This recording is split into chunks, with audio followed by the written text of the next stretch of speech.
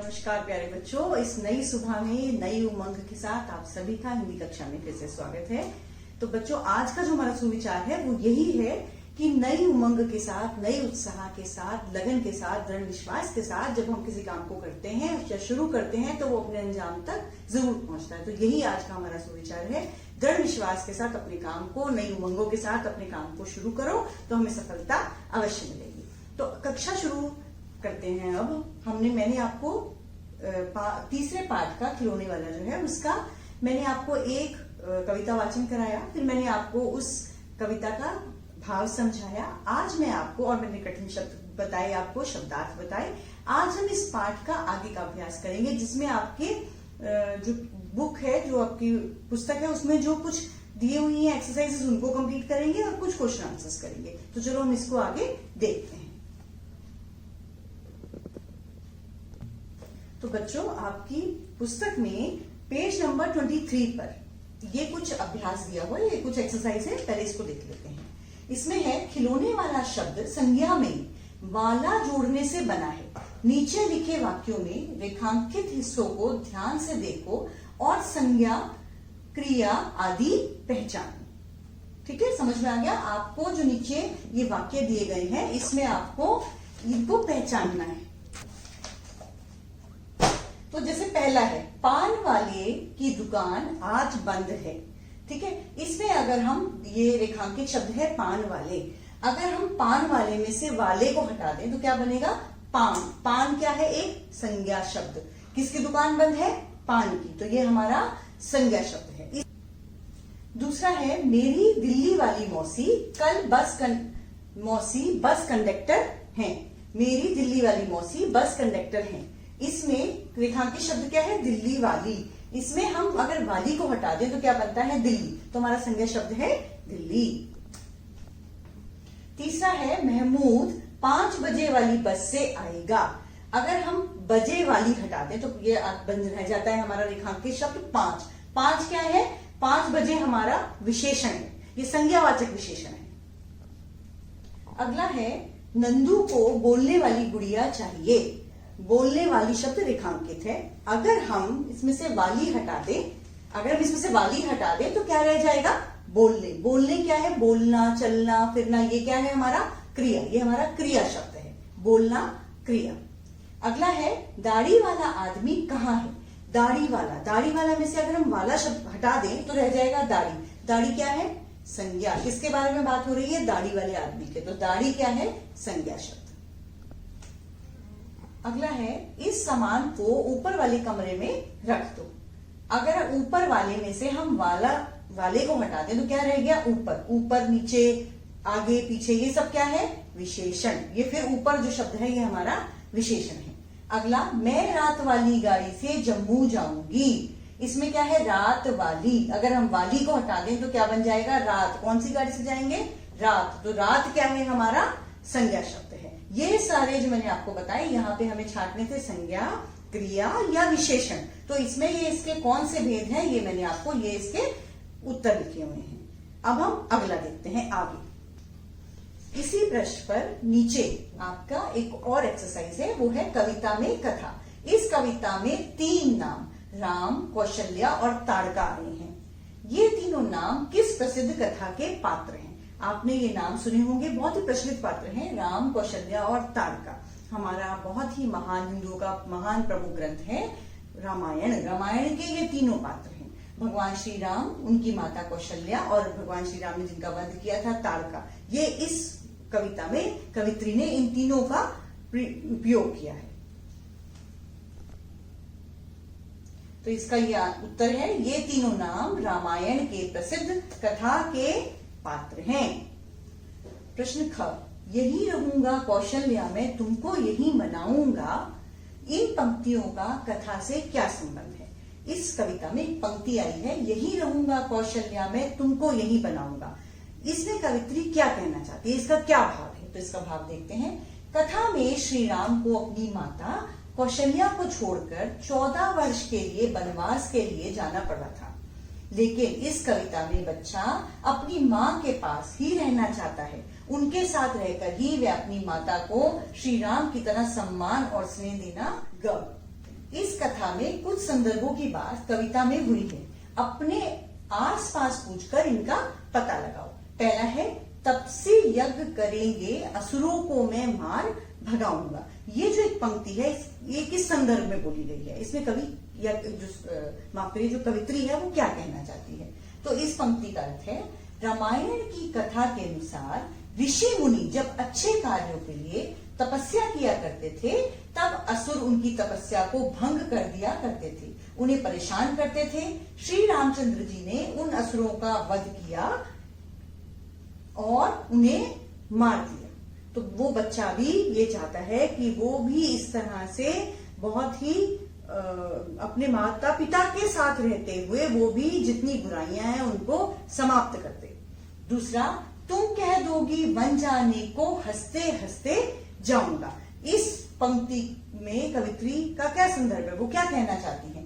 रामायण की कथा के अनुसार राजा दशरथ जो कि श्री राम के पिता थे, अपनी रानी कैकेयी को दिए गए वचनों को पूरा करने के लिए अपने बेटे को 14 वर्षों के लिए वनवास उनको देना पड़ा।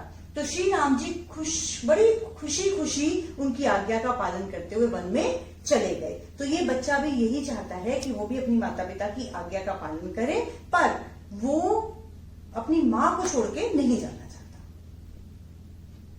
तो अब इसके बाद हम कुछ प्रश्न उत्तर करते हैं। इस कविता पर आधारित कुछ प्रश्न उत्तर देखते हैं, उनका इन प्रश्नों के क्या उत्तर बनेंगे। निम्नलिखित प्रश्नों के उत्तर दीजिए।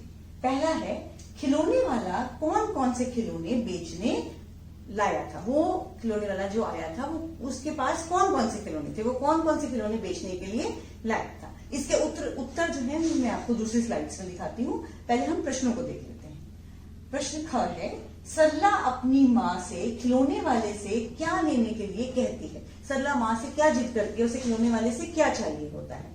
प्रश्न ग, माँ ने बालक को खिलौने खरीदने के लिए कितने पैसे दिए थे? माँ ने बालक को कितने पैसे दिए थे उन खिलौनों को खरीदने के लिए? अब है अगला प्रश्न, प्रश्न घ बनाने के लिए पहले। प्रश्न घ, बालक कौन कौन से खिलौने खरीदना चाहता है और क्यों? इस कविता में जो बालक है जिसके बारे में हम बात कर रहे हैं, जिसके मन की व्यथा की बात कर रहे हैं, वो कौन से खिलौने खरीदना चाहता है और क्यों? तो बच्चों, आज इस पाठ पे आधारित कुछ प्रश्न उत्तर हम कर लेते हैं। तो आप देखते हैं, हमारा पहला प्रश्न है, खिलौने वाला कौन कौन से खिलौने बेचने लाया था? प्रश्न फिर से दोहराती हूँ, खिलौने वाला कौन कौन से खिलौने बेचने लाया था?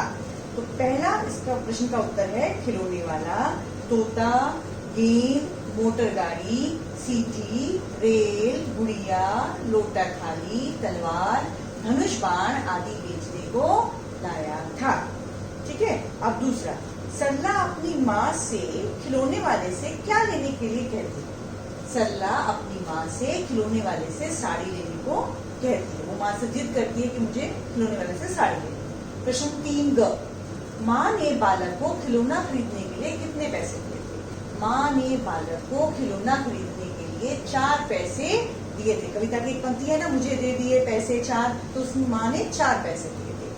अगला प्रश्न है, प्रश्न ख, बालक कौन से खिलौने खरीदना चाहता है और क्यों?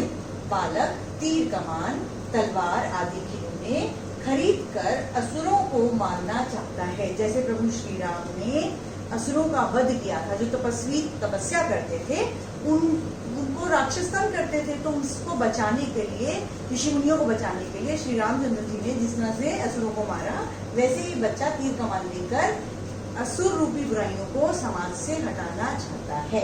अगला, वन में जाने की बात सोचकर बालक किस दुविधा में पड़ गया? बालक, दुविधा यानी परेशानी, माँ के बिना वन जाने की बात सोचकर बालक दुविधा में पड़ गया।